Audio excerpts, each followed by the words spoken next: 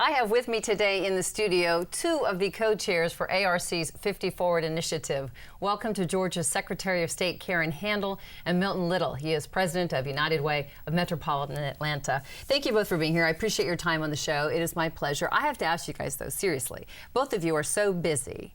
What compelled you to say, yes, I would love to be in the creative process as we look for the next 50 years? Well, you know, Susan, as you look at the things that are coming up for the future, it is imperative that we think long-term around what we want our city to be, and especially when you consider that it's not just about the city of Atlanta, but about the region, and candidly about our state, when you understand the impact the city has on the state as a whole. And how about you? Well, I know you have a lot to do. Well, for a couple of reasons. Number one, it was just an honor to be asked.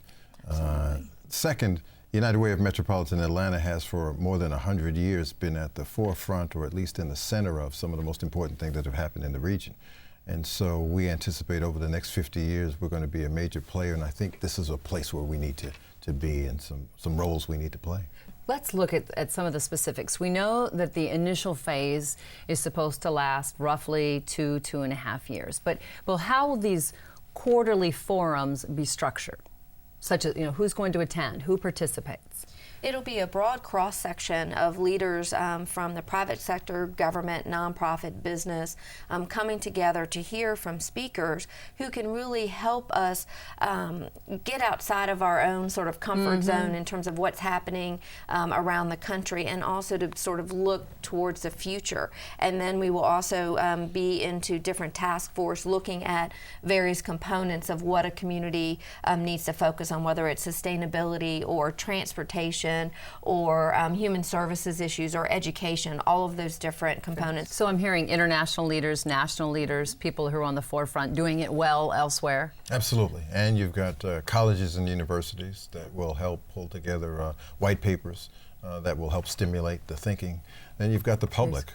There are going to be lots of great ideas that come from ordinary citizens who are part of these public forums. So those ideas will spring up from lots of different places. I was going to say some of them you had mentioned: technology, healthcare, economy, globalization, workforce development, transportation, energy.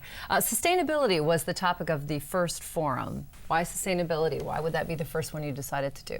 Well, it's hard to think about what the world would look like 50 years from now if you haven't quite figured out how we're going to make sure the air's clean, the water's clean, that we've addressed these economic sustainability issues, finding that delicate balance between ensuring business can thrive and prosper, but also addressing those sort of basic infrastructural needs as well. So from solving those issues, a lot of other things are possible, but if you don't make sure those basics are in place, the rest of it just is unlikely to happen any way you want it. As we have discussed on this show in the past, sustainability and some of the business opportunities that exist if people are willing to take advantage of them.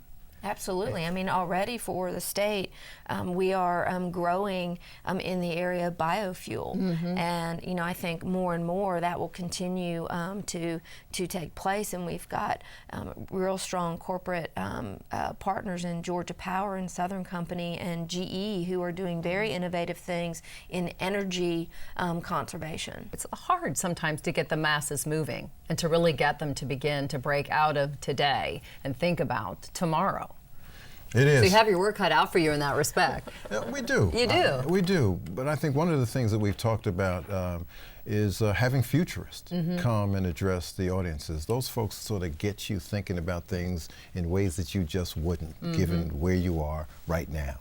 And so there's going to be a lot of effort to really expand how we think about things, make sure we're not sticking in our little sandboxes, but really thinking more broadly and engaging lots of voices and perspectives that go beyond our own.